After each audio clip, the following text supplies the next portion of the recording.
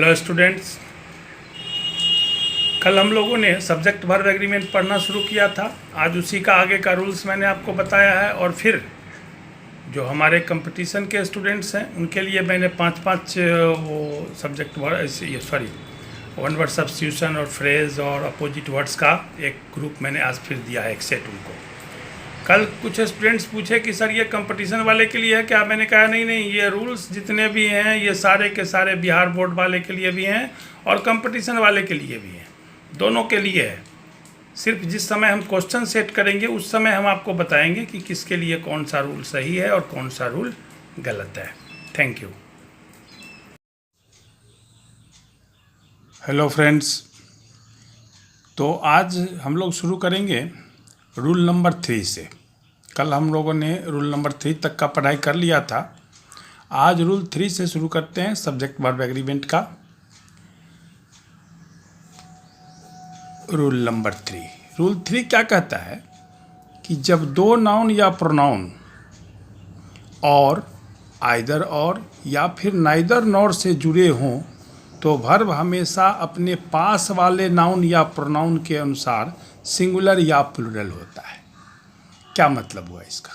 यानी कि दो नाउन या प्रोनाउन यानी कि दो सब्जेक्ट अगर और से जुड़े हों या फिर नाइदर नॉर से जुड़े हों या फिर आइदर और से जुड़े हों, और से जुड़े हों, आइदर और से जुड़े हों या नाइदर नॉर से जुड़े हों तो वर्ब हमेशा सिंगुलर होगा। थोड़ा सा गलती हो गई। जो जुड़े हों तो वर्ब हमेशा अपने पास वाले नाउन या प्रोनाउन के अनुसार सिंगुलर या प्लूरल होगा। एग्जाम्पल से आप इस चीज़ को ज़्यादा बेटर समझ सकते हैं। फॉर एग्जाम्पल अगर मैं लिखता हूँ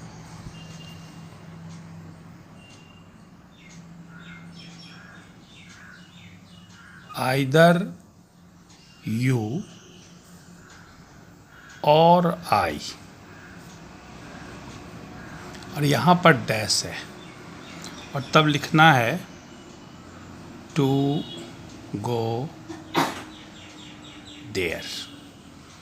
अब आप यहाँ पर गौर करो कि अभी जो ऊपर में आपने नियम पढ़ा कि दो सब्जेक्ट या दो नाउन या प्रोनाउन आइदर और नाइदर नॉर या और से जुड़े हैं, यहाँ पर क्या है? यू और आई जुड़े हुए हैं आइदर और से।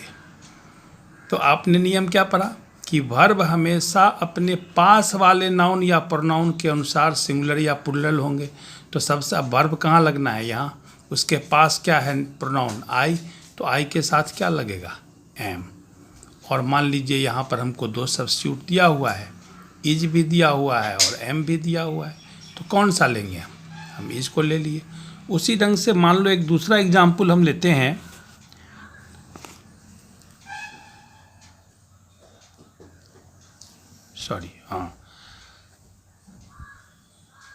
नाइदर ही थोड़ा सा यहाँ NEI होगा, गलती से लिखा गया, थोड़ा स्टार्टिंग है, अभी होगा नाइदर ही नॉर यू, नाइदर ही नॉर यू। और फिर यहाँ हमने दे दिया खाली स्थान और फिर हम लिखते हैं टू अटेंड देम। यहाँ नाइदर है, इसको हम फिर ठीक कर देते हैं चूँकि आपको दिक्कत होगी। यहाँ है NEITHER, नाइदर ही nor you dash to attend them. अब फिर यहाँ पर उस पर वाले नियम के अनुसार क्या होगा? जो सब्जेक्ट वर्ब के करीब होगा वर्ब उसके साथ चलेगा। तो फिर मान लो यहाँ पर अगर दो ऑप्शन दिया हुआ है इज और आर, तो वर्ब किसके अनुसार चलेगा? यू के अनुसार चलेगा। तो वर्ब क्या हो जाएगा यहाँ पर? आर। तो आपने इस नियम को समझा। फिर अब हम लोगों का अगला नियम क्या है, इसको भी ध्यान से देखिए। मेनली सब्जेक्ट वर्ब एग्रीमेंट में जो रूल्स हैं वही कुछ है।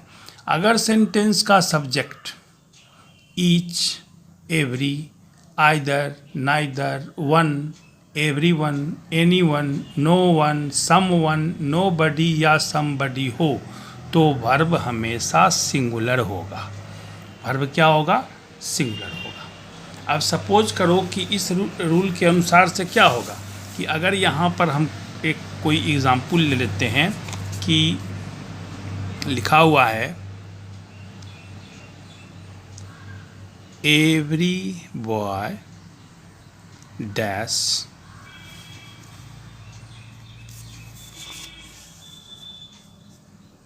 Absent today, every boy absent today. और यहाँ पर हमको लेना है दो वर्ब। एक वर्ब हमने लिया इज और एक लिया आर, ठीक है। अब हमको सेलेक्ट करना है। जनरली बच्चे में होता क्या है कि एवरी बॉय मतलब होता है क्या? प्रत्येक लड़का। अब वो लड़का ये समझ जाता है कि एवरी बॉय मतलब एक से ज़्यादा लड़के हैं, तो वर्ब क्या होगा? प्लूरल होगा। लेकिन नहीं, वर्ब यहाँ पर क्या होगा? रूल के अनुसार एवरी लगा हुआ है, इसलिए वर्ब होगा सिंगुलर, और यहाँ पर वर्ब हो जाएगा क्या? इच। एक दूसरा एग्जाम्पल फिर हम लोग लेते हैं।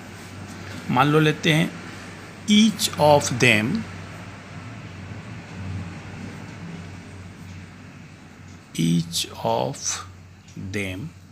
Dash a pen. अब यहाँ भी दो हमने वर्ब लिया, एक लिया हैव और एक लिया has.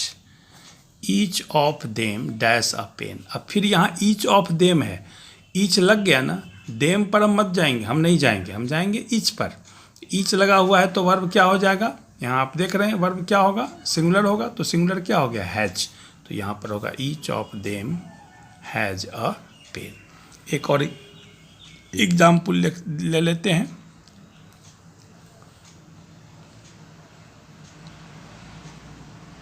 either of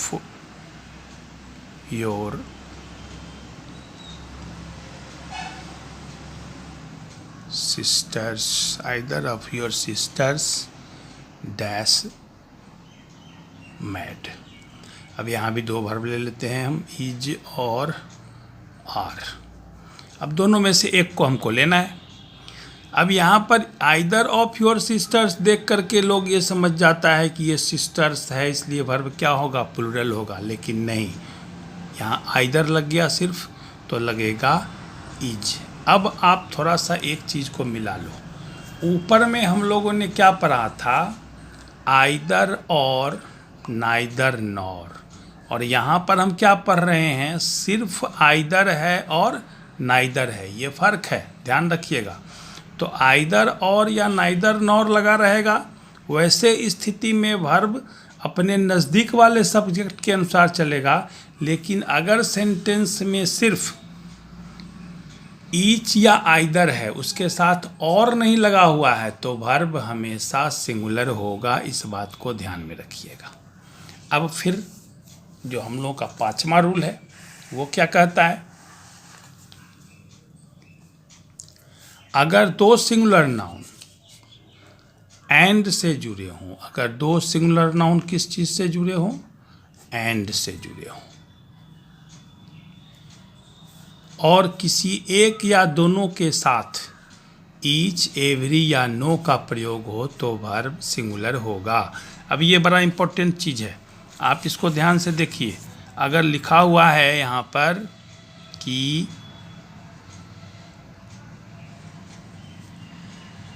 each man and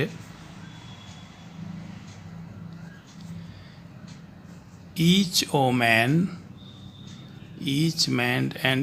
woman dash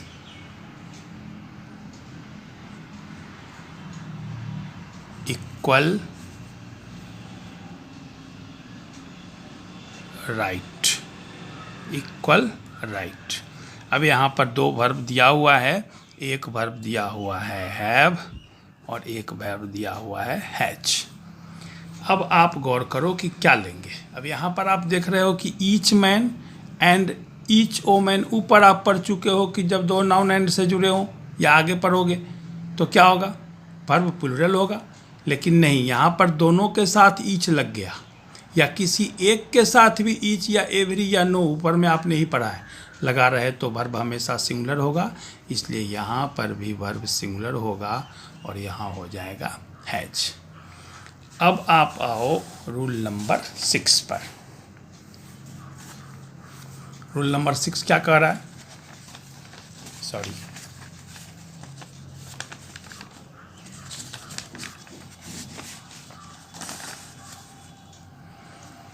rule number 6 में है, जब एक कलेक्टिव नाउन आप समझते होंगे, वह नाउन जो हमेशा ग्रुप में चलता है, अकेले नहीं चल सकता। Committee, army, crowd, mob, society, assembly, parliament, council, crew, government, staff, jury, majority, ये सारे के सारे कलेक्टिव नाउन हैं। तो रूल्स का क्या रहा है कि जब एक कलेक्टिव नाउन का प्रयोग एक यूनिट की तरह हो, यूनिट की तरह मतलब ये जितने कलेक्टिव नाउन हैं इनका अलग से भी प्रयोग होता है। हो सकता है कि किसी कमेटी में 10 लोग हों और उसमें 10 लोग एक मुद्दे पर सहमत हों, और हो सकता है ऐसा भी हो कि 5 आदमी सहमत हो और 5 आदमी असहमत हो। तो जब यूनिट की तरह काम करेंगे तो वो क्या करेंगे, बिल्कुल एक मत हो जाएंगे। तो जब यूनिट की तरह काम करते हैं तब वर्ब क्या होगा? वर्ब क्या लिखा हुआ है? वर्ब होगा सिंगुलर, अगर यूनिट की तरह काम करेंगे तो। फॉर एग्जाम्पल में आप आ जाइए, द पार्लियामेंट हैज़, एक एग्जाम्पल लेते हैं, द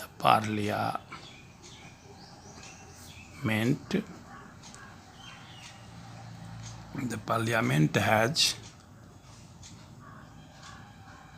पास्ड द बिल होता है, किसी बिल को पास करना है। अब यहाँ पर देखो आप, पार्लियामेंट है, पार्लियामेंट भी कलेक्टिव नाउन है, यह सिंगुलर भी होता है और प्लूरल भी होता है, यूज पर डिपेंड करता है। अब किसी बिल को उस पार्लियामेंट ने पास कर दिया, मतलब एक यूनिट के रूप में पास कर दिया, इसलिए इसके साथ वर्ब क्या लगा? सिंगुलर लगा। एक और एग्जाम्पल इसका लिख देते हैं यहाँ पर,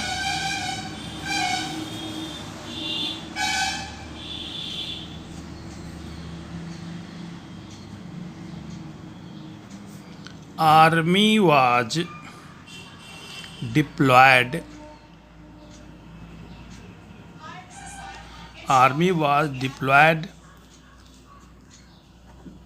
at the border। अब यहाँ army was deployed at the border, पूरी आर्मी थी, तो अब ये पूरे यूनिट का बोध करा रहा है, इसलिए वर्ब क्या हो गया? सिंगुलर हो गया। अब हम लोग आते हैं इसके अगले रूल पर, लेकिन अब इसी रूल, अभी जो आपने रूल पढ़ा है उसमें कुछ जो इम्पोर्टेंट चीज़ है उसको जानना आपके लिए बहुत ज़रूरी है, और वही चीज़ कंपटीशन वगैरह में देखते हैं ज़्यादा पूछता है। ये तो कॉमन रूल है, लेकिन यदि यही कलेक्टिव नाउन सेंटेंस में डिवाइडेड नज़र आते हैं तो वर्ब प्लूरल होता है। अब डिवाइडेड नज़र आते हैं, कैसे पता चलेगा? मान लो कि अगर हम लिखते हैं यहाँ पर एग्जाम्पल में, द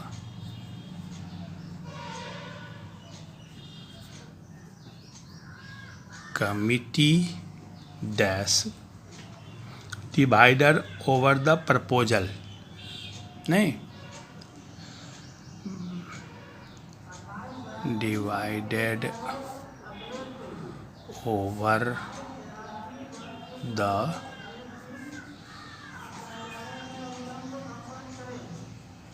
प्रपोजल। अब यहाँ पर आप गौर करो कि हमने क्या लिखा, कमिटी डैश, यहाँ खाली जगह है, divided over the proposal. Proposal पर कमिटी एक मत नहीं है, यानी कि एक यूनिट की तरह काम नहीं कर रहा है, बटा हुआ है।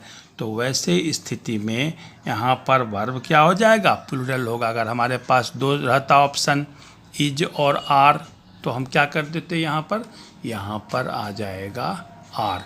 लेकिन यही डिवाइडेड नहीं रहता, इसी सेंटेंस को थोड़ा सा अगर हम बदल देते हैं, द कमिटी और डैश रहता not divided over the proposal, तो क्या हो जाता? डिवाइडेड नहीं है तो वहीं पर क्या हो जाता? इज हो जाता। तो एक चीज़ आपने देखा कि अगर यही चेंज रहे, यानी कि एक यूनिट के रूप में रहेगा तो वर्ब सिंगुलर होगा, लेकिन अगर ये बटे हुए स्थिति में रहेंगे तो वर्ब क्या हो जाएगा, प्लूरल हो जाएगा।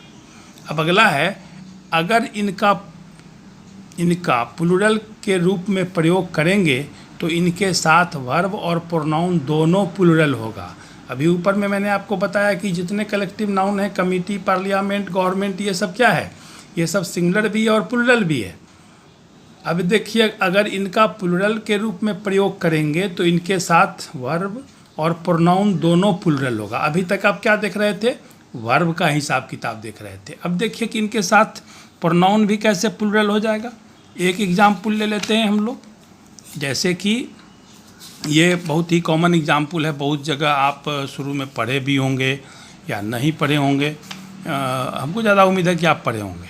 अगर यहाँ पर लिखा हुआ है एग्जाम्पल में द जूरी, जूरी मतलब जो न्याय करते हैं, डैश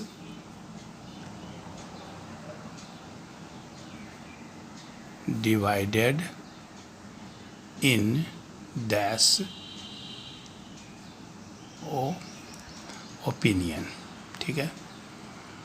अब यहाँ पर आप गौर करो, अगर हमको जूरी को प्लूरल लेना है तो हम क्या करेंगे, द जूरी अगर डिवाइडेड है तो द जूरी, जूरी मान लो पास्ट से लेते हैं, द जूरी वेयर डिवाइडेड। अब यहाँ पर जगह खाली है किसके लिए, प्रोनाउन के लिए। अगर हम यहाँ प्रोनाउन लेंगे तो क्या लेंगे, इट का प्रोनाउन क्या होता है, जूरी के लिए इट आया तो उसका प्रोनाउन क्या होगा, दियर।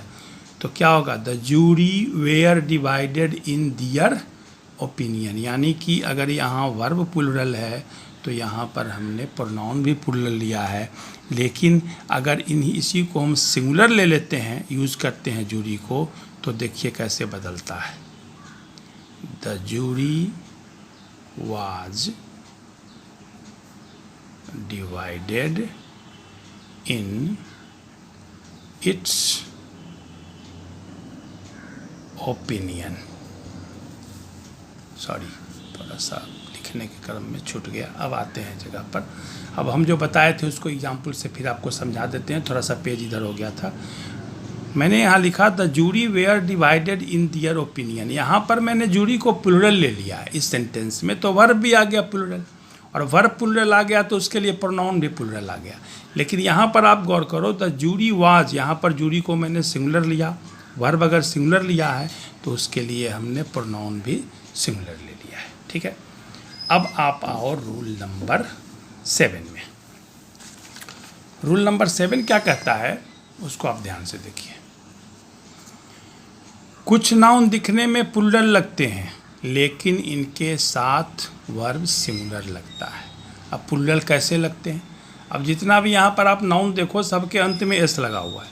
Physics, mathematics, economics, news, गैलोज, billiards, innings, wages, arms, measles, सब के अंत में एस लगा हुआ है। ये दिखने में आपको क्या लगेगा, दिखने में लगेगा कि चलो ये सब जो है वो क्या है, प्लूरल है, लेकिन ये इसके साथ वर्ब हमेशा क्या लगेगा, हमेशा इनके साथ वर्ब सिंगुलर लगेगा। ये सब बड़ा इंपॉर्टेंट चीज़ है और यही सब खास के कॉमन एरर में ज़्यादा पूछता है। जैसे कि मान लो यहाँ लिखते हैं हम एग्जाम्पल में no news dash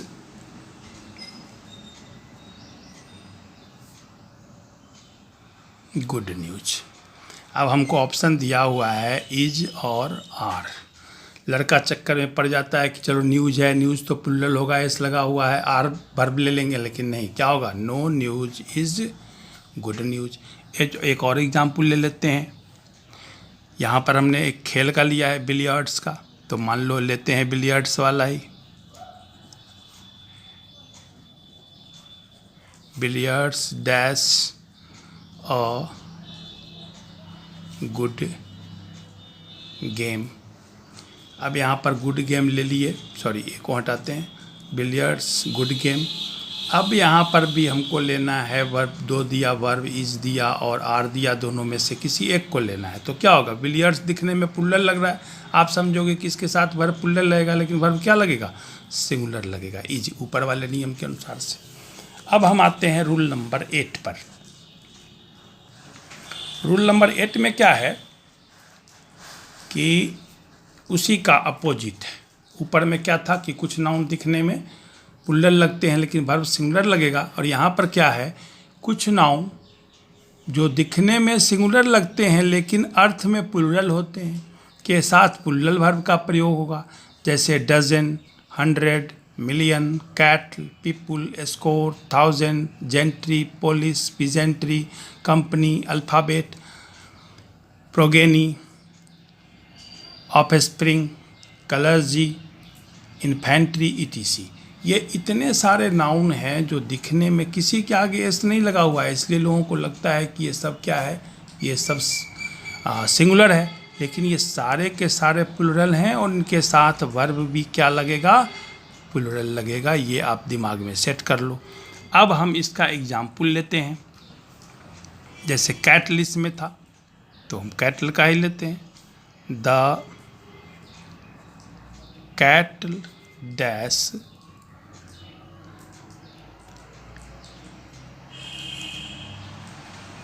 grazing in the field। अब दो ऑप्शन यहाँ पर दिया हुआ है, इज और आर, मान लो कौन होगा।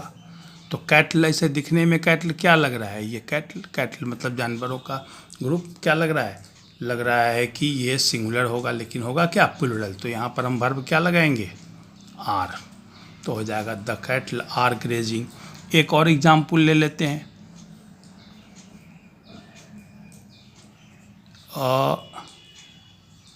स्कोर। स्कोर जान लो आप क्या होता है।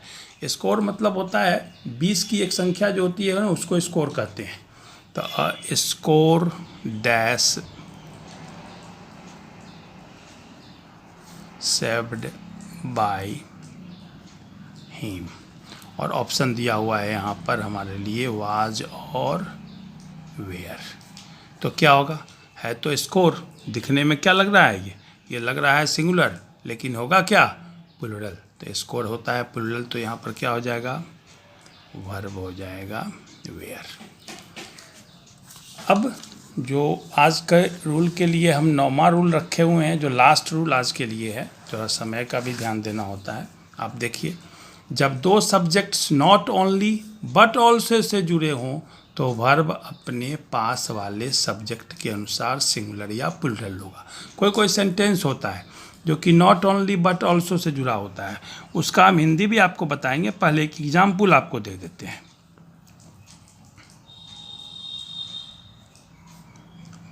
Not only the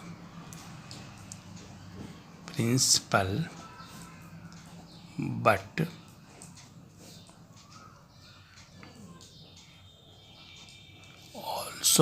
but also the teachers, not only principal but also the teachers dash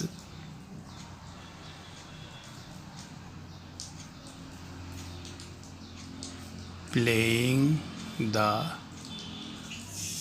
match. एक एग्जाम्पल ले लिया कि कहीं स्कूल में कोई चैरिटी शो हुआ और उसमें प्रिंसिपल भी खेल रहे हैं। तो अब यहाँ पर देखो, यहाँ पर हमने क्या कहा कि नॉट ओनली और बट ऑल्सो से जुड़े हों, यहाँ पर है नॉट ओनली, यहाँ पर है बट ऑल्सो से जुड़े हों, तो वर्ब अपने नज़दीक वाले सब्जेक्ट के अनुसार। तो ये बट ऑल्सो के बाद क्या लगा हुआ है, टीचर्स, तो वर्ब लगना है यहाँ पर। अब यहाँ पर लगना है वर्ब, तो उसके अनुसार से चलेगा। अब यहाँ पर मान लो दो वर्ब मैंने लिया, वाज और वेयर, एक को चुनना है। तो बट ऑल्सो के बाद कौन आ रहा है, टीचर्स। टीचर्स क्या है, प्लूरल है, तो वर्ब क्या हो जाएगा, प्लूरल।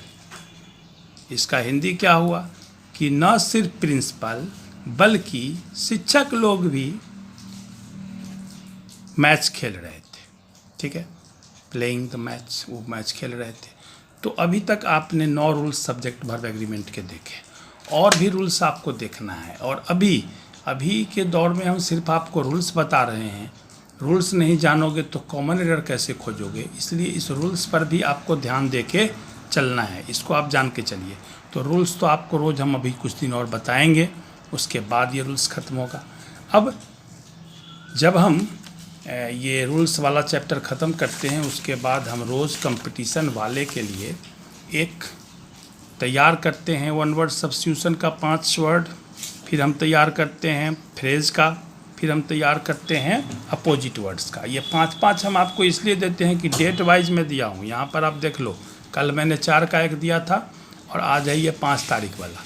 और यहाँ पर भी दिया हुआ है, कल मैंने आपको समझा दिया था कि 1 वर्ड सब्स्टिट्यूशन क्या होता है। 1 वर्ड सब्स्टिट्यूशन का मतलब क्या हुआ, हिंदी में जैसे हम एक शब्द के बदले अनेक शब्द होते हैं, यहाँ पर मैंने दिया a man of evil reputation, वह आदमी जिसका की रेपुटेशन बड़ा ही बुरा है, ख़राब है, उसको क्या कहते हैं, नोटोरियस, कुख्यात या बदमाश। यहाँ पर दिया हुआ है a public institution for the care and protection of children without parents, एक ऐसा पब्लिक इंस्टीट्यूशन, संस्था, जो कि जिसके माता पिता नहीं होते हैं, उन बच्चों की देखभाल करता है। उसके लिए एक वर्ड क्या है, ऑर्फेनेज, यानी कि अनाथालय।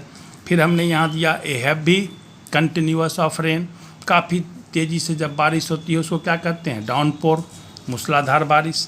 फिर आपको हमने दिया यहाँ पर N inscription on A tomb, आपको 12 में एक चैप्टर पढ़ना है, एन इपीटैप, क्या मतलब हुआ, N inscription on A tomb, यानी कि कोई शिला हो, शिलालेख जिसको कहते हैं, या स्मारक पर जो लिखा हुआ होता है उसी को कहते हैं हम इपीटैप, उसी का है। यहाँ पर है a decorative ring of flowers and leaves, फूलों और पत्तियों का जो एक पूरा रिंग बनाया दिया जाए उसको क्या कहते हैं, व्रीद, यानी कि फूल पत्तियों का हार। तो ये 1 वर्ड सब्स्टिट्यूशन था। फिर आप यहाँ पर आओ, आइडिया में फ्रेजेस है, क्या है यहाँ पर, रेनिंग कैट्स एंड डॉग्स, काफ़ी ज़ोर से जो बारिश होती है, जैसे आज हुआ तो क्या होता है, हैवली रेनिंग, उसके लिए है ना। To be in hot water, तो क्या होगा, मुसीबत में होना या पड़ना, ठीक है, उसके लिए भी है टू बी इन ट्रबल। फिर है वेट ब्लैंकेट, दूसरे को हतोत्साहित करना, यानी कि killjoy. Took to her heels, मतलब भाग जाना, रैन ऑफ। और यहाँ पर क्या है, वाज प्लेन सेलिंग, यानी कि बहुत आसान, वाज वेरी इजी। ये क्या है आपका, ये था जो फ्रेजेज आते हैं, एडियम्स आते हैं, उसका क्या मीनिंग है वो मैंने दे दिया आपको। और अपोजिट वर्ड मैं कल भी बताया था, इसलिए मैं आपको देता हूँ ताकि एक साथ आप 2 वर्ड सीखते हैं। अब इकोनॉमिकल मतलब कम खर्चीला, वो आदमी बड़ा इकोनॉमिकल है। एक्स्ट्रावैगेंट, फिजूल खर्चा वाला। वियरी है ना, यानी कि इनर्जेटिक। वियरी मतलब जो कि एकदम थका मांदा लगे, यहाँ ये जो एकदम लगे कि बहुत थक गया है, थका मांदा आदमी। इनर्जेटिक मतलब कर्मठ। एबोलिश मतलब समाप्त करना। इस्टेब्लिश मतलब स्थापित करना, अपोजिट है सबका, नहीं।